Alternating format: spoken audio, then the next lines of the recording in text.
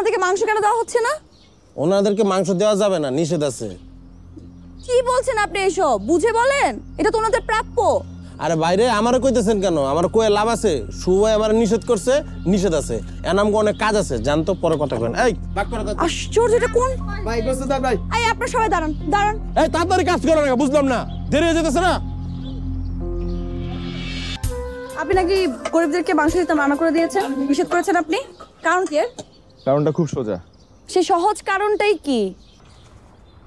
প্রতি বছর আমরা কোরবানি কেন দেই?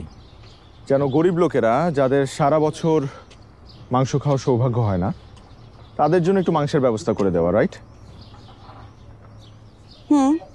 এখন এগুলা রান্না করার জন্য কি কি লাগে? তেল, মরিচ, নুন, মশলা আর অনেক কিছু। কিন্তু এগুলোর অভাবে অনেকে কি করে জানেন? ওরা বাজারে গিয়ে এই মাংসগুলো কম দামে বিক্রি করে দেয়। হ্যাঁ, আমাদের ঢাকাতেও করে। এখানেও হয়। এখন এটা যাতে না হয়, এর জন্য আমরা যেটা করছি সেটা হলো তাদের ভাগের মাংসগুলো রান্না করে তাদের একটা খাওয়ার ব্যবস্থা করছি। আর এই নুন, মরিচ, পেঁয়াজ, তেল এগুলার জন্য আমরা চাঁদা উঠাচ্ছি, যাতে তারা তৃপ্তি করে মাংস খেতে পারে। এটাকে আমরা নাম দিয়েছি গরিবের বুফে। এই তো।